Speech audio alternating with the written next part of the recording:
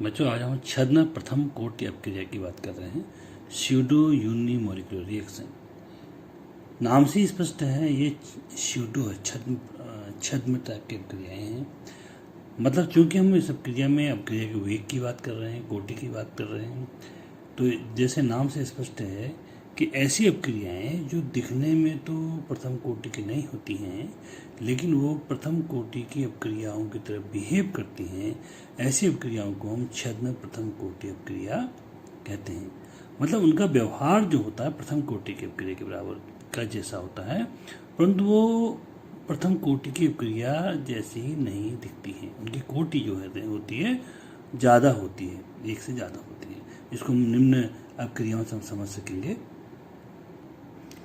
यहाँ पर दो क्रियाएं हैं, देखिए आप, एक तो है एस्टर का जल अपघटन अम्ल की उपस्थिति में, दूसरा है ये शर्करा का प्रतिलोमन हो रहा है यहाँ पर। तो इन दोनों क्रियाओं में देखो आप, यहाँ पर रेट ऑफ रिएक्शन यहाँ पर दोनों में एस्टर और पानी दोनों ही एक्टिव मास पर डिपेंड करती है, लेकिन एक्चुअली इन दोनों में इनकी सांद्रता में जो डिफरेंस है, इसकी सांद्रता अपक्रिया में जब आप उसमें रिएक्शन करते हैं तो इसकी सांद्रता काफ़ी कम, उसकी सांद्रता इसके कंपेरिजन काफ़ी अधिक होती है। ऐसी जब शर्करा का जलावरण होता है तो इस अपक्रिया में इसकी सांद्रता काफ़ी कम और इसकी सांद्रता काफ़ी ज़्यादा होती है। इस सांद्रता में डिफरेंस होने के कारण ये अपक्रियाएँ प्रथम कोटि की अपक्रिया नहीं होने होते हुए भी प्रथम कोटि अपक्रिया की तरह बिहेव करती हैं। ऐसी अपक्रियाओं को छद्म प्रथम कोटि अपक्रिया कहते हैं। यानी कि मैं तुम्हें साफ साफ बात बता रहा हूँ, मेन जो रीजन है यहाँ पर सांद्रता, यहाँ पर CH3COO C2H5 की सांद्रता H2 की तुलना में काफ़ी कम होती है। सिमिलरली यहाँ पर शर्करा की सांद्रता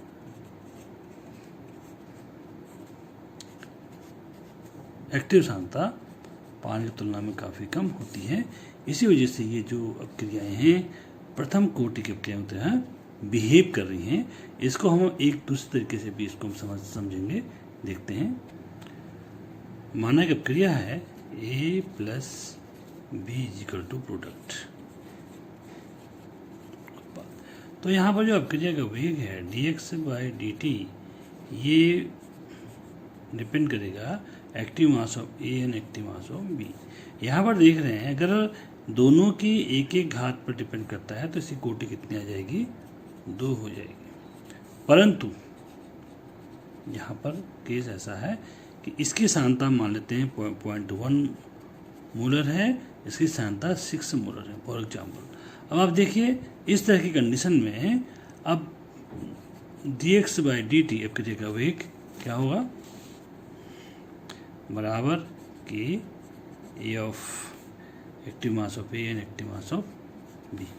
अब यहाँ पर देखो ये नियतांक है और यहाँ पर हम देख रहे हैं कि इसकी सांद्रता में वृद्धि कर रहे हैं, वृद्धि और कमी करने में अपक्रिया का वेग प्रभावित हो रहा है, जबकि B की सांद्रता में वृद्धि और कमी करने में अपक्रिया का वेग प्रभावित नहीं हो रहा है, क्योंकि इसकी इतनी ज़्यादा सांद्रता है। बहुत ज़्यादा सांद्रता में आप थोड़ा परिवर्तन करेंगे तो कोई फर्क उसका नहीं पड़ता है। तो इस तरीके से यहाँ पर dx/dt बराबर कि एक्टिव मास ऑफ A, इसकी सांद्रता हम ऐसे लिख देते हैं। ये भी नियतांक हो गया, समझ आई बात। अब क्या हो जाए यहाँ पर, इसको हम ऐसे लिख सकते हैं dx/dt बराबर 6k active mass of A। यह 6k जो है एक अलग नियतांक है, इसको हम ऐसे लिख सकते हैं dx/dt बराबर k dash active mass of A। ये स्यूडो वेग स्थिरांक, इसे क्या बोलेंगे, स्यूडो वेग स्थिरांक, स्यूडो रेट कांस्टेंट, कभी एग्जाम में अक्सर पूछा लिया जाता है। तो इस प्रकार जो हमारे छद्म प्रथम कोटि अपक्रिया है, इसको इस तरीके से हम समझ सकते हैं। बच्चों आपको यहाँ आर्डिनेंस इक्वेशन के बारे में बात बताते हैं। तुमको मैंने स्टार्टिंग में जब मैंने संघट्य सिद्धांत के बारे में, कोलिजन थ्योरी के बारे में बताया था, उसमें एक टर्म आया था सक्रियण ऊर्जा। तो सक्रियण ऊर्जा को ज्ञात करने के लिए आर्डिनेंस ने इक्वेशन दिया था। वो इक्वेशन था K बराबर A e⁻⁻⁻ EA/RT। ठीक है, तो यहाँ पर EA क्या है, ये जो हमारे सक्रियण ऊर्जा है, ये यहाँ पर क्या है, सक्रियण ऊर्जा।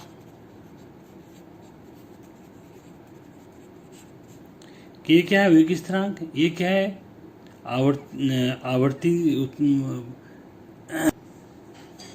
ये आवर्ती गुणांक, ये सक्रियण ऊर्जा, आर गैस नियतांक, टी जो है परम ताप हो जाता है।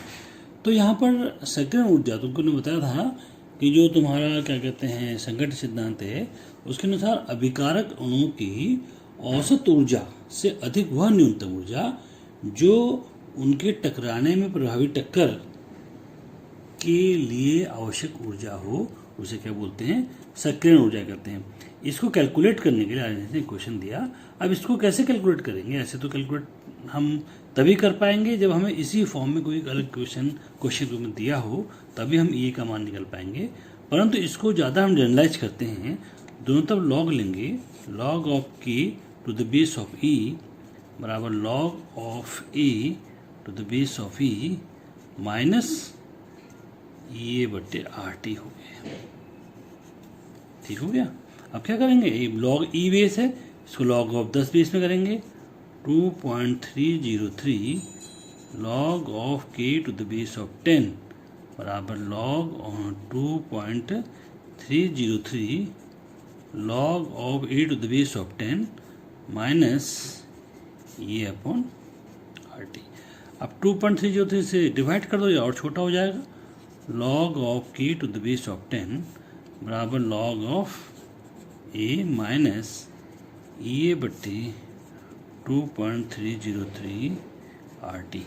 ये हमारा आर्नेस इक्वेशन का थोड़ा सा जनरलाइज रूप आ गया। इसके आधार पर हम कोई भी ऐसा फैक्टर होता है जिसके हम कैलकुलेट इसको हम कर सकते हैं। यहाँ पर इसको हम एक तरीके से और कर सकते हैं, माना T1 टेम्परेचर पर वेग स्थिरांक हमारा K1 है, T2 पर वेग स्थिरांक K2। इसे कैसे करेंगे, लॉग ऑफ K2 बराबर लॉग ऑफ ए माइनस ये बट्टे 2.303 आर T2 और K1 के लिए लॉग ऑफ K1 बराबर लॉग ऑफ ए माइनस ये बट्टे 2.303 आर T1। इसको डिवाइड कर ले, ये हो जाएगा log of K2 minus log of K1, minus कर रहे हैं, घटा रहे हैं इसको हम, ठीक है, ये कैंसिल आउट हो जाएंगे, ये आ जाएगा ई ए बट्टे 2.303 आर T1 माइनस ये बट्टे 2.303 आर T2, यानी क्या हो जाएगा, log of K2 Batti K1 बराबर ये 2.303 आर क्या आ जाएगा 1/T1 माइनस 1/T2 आ गया। ऐसे कैलकुलेट करेंगे। और यदि ये इसको हम चेंज करते हैं, लॉग ऑफ K2 बट्टे K1 कर लेते हैं, सॉरी K1 बट्टे K2 करेंगे, उल्टा करके क्या हो जाएगा, ये बट्टे 2.303 आर, ठीक है, तो ये आ जाएगा T2 माइनस T1 हो जाएगा। K2 बट्टे K1 हो तो ये आ जाएगा, K1 बट्टे K2 हो जाएगा तो ये हो जाएगा। K2 ऊपर आएगा तो T2 माइनस में है, माइनस वाला टर्म में है, K1 ऊपर है तो T1 माइनस वाला टर्म है। तो कैसे भी आप इसको यूज कर सकते हैं। इस तरीके से आप अलग अलग टेम्परेचर पर वेग स्थिरांक की गणना कैलकुलेट कर सकते हैं, ए का मान निकाल सकते हैं, ए का मान निकाल सकते हैं। इसको हम थोड़ी देर में आप न्यूमेरिकल्स के सहारे से देखेंगे। ये क्वेश्चन है, किसी अपक्रिया के 500 केल्विन और 700 किलो ताप पर वेग स्थिरांक क्रमशः 0.02, 0.07 सेकेंड इनवर्स है, तो ई और ए की गणना करो। तो K1 जब 0.02 है तो टेम्परेचर इसके करस्पॉन्डिंग में 500 की है, T1 जिसे बोल रहे हैं, ठीक है। और जब K2 0.07 है, ये दोनों सेकेंड इनवर्स में है, तो ये कितना आ रहा है, 700 टेम्परेचर दे रखा है। दोनों कैलोरी, ध्यान दो यहाँ पर कैलोरी ऑलरेडी दिया है, तो कुछ करने की भी ज़रूरत नहीं है। तो यहाँ पर हम इसको ऐसे करेंगे, log ऑफ K2 बट्टे K1 बराबर कितना होगा, ये बट्टे 2.303 R, ठीक है। कितना आ जाएगा, T1 बट्टे T2, 1/T1 माइनस 1/T2, ठीक है। मैंने कहा T2 ऊपर है तो T2 यहाँ पर आएगा। तो क्या करेंगे, देखो log ऑफ K2 कितना है 0.07 बटे 0.02, ये कितना है निकालना है हमको, ये 2.303। R का मान हमेशा आप इसमें रखेंगे 8.314 जूल पर केल्विन पर मोल। R का मान नियतांक का फिक्स होता है। तो ये आ गया 8.314, ये आ गया, ये T2 माइनस T1 हो जाएगा बटे T1 T2, ठीक है। ये कितना आ गया, लॉग ऑफ कितना आ जाएगा, जब इसे भाग देंगे 3.5 आ जाएगा, ये बराबर ये बटे 2.303 इंटू 8.314, ये हमारा आ गया कितना, 700 में 500 घटाओ और 700 500 को मल्टीप्लाई कर दो, ठीक है। ये कितना आ जाएगा, लॉग ऑफ 3.5 बराबर ये बटे 2.303 इंटू 8.314 इंटू 200, ये आ गया 35 और 4 जीरो हमारे ये आ गए, 1 2 3 4, 2 से 2 जो तो कट गए हमारे, ठीक है। लॉग 3.5 की वैल्यू आप देखोगे, चाहे मेरी वाली जो टेक्निक में ट्रिक बताया वैसे देखो, चाहे आप लॉग टेबल देखो, ऐसे आप देखिए, इसे 0.544 आता है इसका मान, ठीक है, बराबर ये। बट आप लॉग टेबल अब क्लास में भी आपको क्लियर करेंगे, तो आप पूछेंगे तो 8.314 इंटू 2 डिवाइडेड बाई 3500, तो ये हमारा आ गया कुल मिला के 0.544 इंटू 2.303 इंटू 8.314 सब आ गया, इंटू 3500 डिवाइड बाई 2। तो ये सब गुणा भाग करके आ रहा है, ज़्यादा मैं आगे नहीं आऊँगा, इसे गुणा भाग करके तुम्हारा ये आ रहा है 18,227.9 जूल पर मोल, ठीक है। या इसको 18.2 कर लो किलो जूल पर मोल, एक ही किलो जूल में कर दिया, बहुत लंबी ज़्यादा, जब ज़्यादा डिजिट में होता है छोटा कर देते हैं उसको, ठीक है।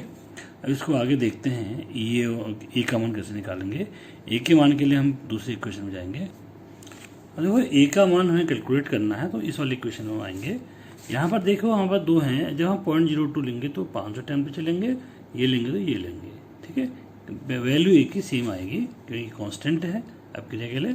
तो लॉग हम 0.02 लेते हैं, फॉर एग्जांपल लॉग ऑफ 0.02 बराबर लॉग ऑफ ए माइनस ये कितना होता है, ये हमें दे रखा है। अब ये वाले वैल्यू लेंगे जो निकाली थी हमने, ये वाली, ये आ गए हमारे 18,227.9, ठीक है, डिवाइडेड बाई 2.303, आर का मान है 8.314, टेम्परेचर कितना है 500, ठीक हो गया।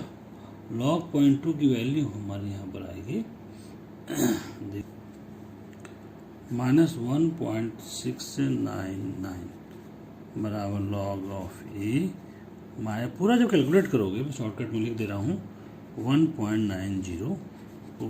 तो ये सब मिला कर लॉग ऑफ ए बराबर आएगा, लॉग हमारा आएगा -0.205, और ए करने के लिए एंटी लॉग ऑफ 205 कितना आ जाएगा, कैलकुलेट करके हमारा आ जाएगा 1.6। एक अगला क्वेश्चन यहाँ पर दिख रहा है हमें, 600 केल्विन ताप पर किसी प्रथम कोटि अपक्रिया का वेग स्थिरांक 1.6 × 5 सेकंड इनवर्स है। तो इस अपक्रिया के लिए ई बराबर दे रखा है 209 किलो जूल पर मोल। तो 700 केल्विन ताप पर वेग स्थिरांक की गणना करनी है। ये आसान है। इसको जो हमने क्वेश्चन दूसरा हमने डिराइव किया था उसके बेस पर इसको हम करेंगे। ये हमारे पास है log ऑफ K2 बट्टा K1 बराबर E डिवाइडेड बाई 2.303 R, यह आ जाएगा T2 माइनस T1 बट्टे T1 T2। इसको हम ऐसे कर लेते हैं। यहाँ पर K2 होगा तो T2 माइनस T1, यहाँ पर K1 होगा तो T1 माइनस T2। ध्यान रखिएगा। तो क्या करेंगे, वैल्यू दे रखी है हमें, log ऑफ K2 हमें निकालना है, ठीक है, माइनस लॉग ऑफ, इसको उल्टा लॉग ऑफ K1 कर लेते हैं। लॉग ऑफ K1 कितना है 1.6 इंटू 10⁻⁻⁵ हो गया। ये क्या है हमारा, ये हमें दे रखा है 209 किलो जूल है, ठीक है ना। तो हम क्या 3 जीरो और लगा लेते हैं इसके पीछे, कितना हो जाएगा 200 मतलब इतना हो जाएगा, ठीक है। क्या है सैकड़ा हज़ार 10,000 लाख 2,09,000 हो जाएगा। 2.303 डिवाइडेड बाय इंटू 8.314, ये कितना है 700 केल्विन, जिसमें हमें कैलकुलेट करना है। K2 का मान हमारा T1 कितना है 600, ठीक है, बट्टे 6×7=42 कर दो, 4 जीरो और लगा दो। ये अब मैं सीधे शॉर्टकट में आ रहा हूँ क्योंकि वीडियो की लेंथ कम से कम बने, तो शॉर्टकट में ला रहे हैं। इसको क्या करेंगे देखो, log ऑफ 1.6 10, इसका मान log 10⁻⁵ का मान 5 हो जाएगा।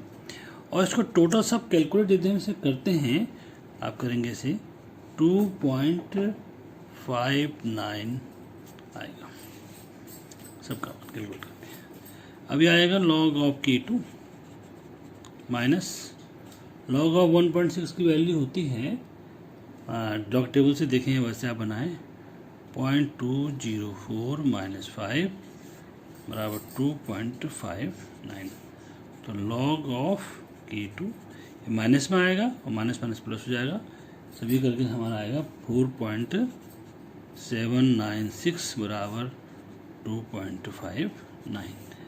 तो log ऑफ K2 इसको यहाँ ले आएंगे, ठीक है ना, ये माइनस में आएगा नेचुरल से, माइनस 2.197। मैं कैलकुलेशन पहले से कर रखी है इसलिए आपको सीधे डायरेक्ट बता रहा हूँ। ज़्यादा हम गुणा भाग करने लग जाएँ तो बहुत लंबी वीडियो बन जाएगी। K2 बराबर एंटी लॉग ऑफ माइनस 2.197, ठीक है। ये हमारा आ जाएगा सब मिला कर 6.36 इंटू 10⁻⁻³ सेकंड इनवर्स, ठीक है, ये हमारा आंसर है। अगला क्वेश्चन यहाँ पर है, किसी निश्चित अपक्रिया के लिए आरएनए समीकरण में ए और ए की मान क्रमशः 4 × 10⁻13 सेकंड इनवर्स वो 98.6 किलो जूल पर मोल है। यदि अपक्रिया प्रथम कोटि की हो तो किस ताप पर अर्धायु 10 मिनट होगी। इसको हमें कैलकुलेट करने के लिए हम आरएनए से क्वेश्चन लेंगे, जो हमें पता है K बराबर ए (-e⁻⁻⁻RT। इसको ऐसे कर लेते हैं, K बट्टा ए कर लेते हैं बराबर e⁻⁻⁻RT। अब यहाँ पर देखो K का मान हमें यहाँ से निकालना पड़ेगा। ये K जो है अर्धायुकाल, K जो है हमें निकालना पड़ेगा। अर्धायुकाल 10 मिनट दे रखा है, 0.693 बट्टे 10, देखो मिनट में है, यहाँ सेकंड में है, तो हमारे सारे के सारे यूनिट एक जैसे होनी चाहिए, इंटू 60 कर देंगे, ठीक है। जब इसको ऐसे कैलकुलेट करते हैं तो यह आता है 1.55 इंटू 10⁻⁻³ सेकेंड इनवर्स, ठीक है। अब यहाँ पर हम वैल्यू देते हैं 1.55 इंटू 10⁻⁻³ ए की वैल्यू दे रखी है हमें कितनी, 4 इंटू 10⁻⁻⁻³ प्लस का 13 बराबर ये कितनी है ये 96, पहले हम अभी रखते हैं, माइनस E/RT रहने देते हैं इसको। अब दोनों तरफ लॉग लेते हैं, देखिए आप लॉग ऑफ इसको आप जब भागा दोगे 1.55 में 4 का, ये आएगा 0.288 इंटू 10⁻⁻16 आ जाएगा बराबर ये आएगा E/RT माइनस E/RT आ जाएगा। अब देखो इसमें अगर लॉग 0.288 की वैल्यू देखते हो 0.54 माइनस में आता है, ये माइनस का 16 हो गया बराबर E की वैल्यू कितनी है हमारी 98.6 किलो जूल है। जूल करेंगे 1000 से मल्टीप्लाई और कर देंगे। R हमें है 8.314, T हमें निकालना है, ये आएगा माइनस का 16.54 आ गया बराबर माइनस का 98.6 into 1000 divided by 8.314 into T। ये सब गुणा भाग करके T का मान जो हमारा आ रहा है ये आएगा 311.34 केल्विन आ रहा है। ठीक हो गया, ये हमारा आंसर आ गया। एक क्वेश्चन देखो, बड़ा इंटरेस्टिंग क्वेश्चन है। एक के लिए E का मान 0 है तो 300 केल्विन पर K क्या होगा। देखो यहाँ पर एक दोनों K में डिफरेंस देखो, 300 केल्विन ये बड़ा K है, केल्विन यह है केल्विन, इसको केल्विन पढ़ेंगे कैपिटल K को, ये स्मॉल K है, ये दर स्थिरांक है, दर स्थिरांक यानी कि वेग स्थिरांक, दर स्थिरांक स्मॉल K। ठीक है, इसका मान निकालना है 280 K पर दर स्थिरांक जो है इतना दे रखा है। ठीक हो गया, तो मुझे फॉर्मूला है लॉग ऑफ K2/K1 बड़े थे A/2.303 R T2 minus T1/T1 T2। ठीक है, ये बड़ा था। K2/K1 होगा T2 माइनस T1 होगा, K1/K2 होगा तो T1 माइनस T2 होगा। बार बार बोल रहा हूँ मैं। देखो ये 0 है तो पूरा 0 हो जाएगा, यानी कि लॉग ऑफ K2/K1 बराबर 0 हो गया, यानी कि K2/K1 ये देखो लॉग 0, लॉग 1 का मान 0 होता है, तुलना कर तो K2/K1 बराबर 1 हो जाएगा, यानी कि K1 बराबर K2 हो जाएगा, यानी कि वेग स्थिरांक का मान भी यही आएगा यहाँ पर। तो यहाँ पर K2 का मान K का मान कितना आ गया, यानी K2 बराबर वही आएगा 1.6 × 10⁻6 सेकेंड। क्वेश्चन और यहाँ पर है, दर दोगुनी हो जाती है जब तापमान 298 K से 10 केल्विन बढ़ा दिया जाता है, तो ये बताओ। ठीक है, तो यहाँ पर जो इसी फॉर्मूले का हम यूज लेंगे, लॉग ऑफ यहाँ पर K2/K1 बराबर ये 2.303 R T2 minus T1/T1 T2। ठीक हो गया, यहाँ पर क्या है, दर दुगनी है, दर दुगनी है, K2 2K1 हो जाएगी। जब डिवाइड करेंगे कितना आ जाएगा, इसको लॉग 2 आ जाएगा, लॉग 2 बराबर बटे 2.303 R 8.314 T2 कितना है 10 डिग्री सेंटीग्रेड बढ़ा रहे हैं, इनका डिफरेंस 10 डिग्री सेंटीग्रेड है। ठीक है नहीं, और ये कितना हो जाएगा 298 हमारे पहले का है, और 10 बढ़ा दो 308, ये आ गया हमारा। ठीक है, लॉग 2.3010 बराबर बटे 2.303 इंटू 8.314 इंटू 10 हमारा ऊपर आ गया, मल्टीप्लाई बाई जो भी गुणा करोगे 298 इंटू 308, तो हमारा आ गया 0.3010 into 2.303 into 8.314 into 298 308 divided by 10। ऐसे केवल मल्टीप्लाई करना है, डिवाइड भी 10 से करना, 10 का डिवीजन आसानी होता है। ये सब गुणा भाग करके हमारा आ रहा है, ये आ रहा है 52,898 जूल पर मोल। तो ये हो जाएगा 52.89 किलो जूल पर मोल। इसमें एक से क्वेश्चन है, बढ़िया से आप इनको देखें और इनको प्रैक्टिस करें। जो समझ में नहीं आएगा पूछेंगे। Okay, thank you.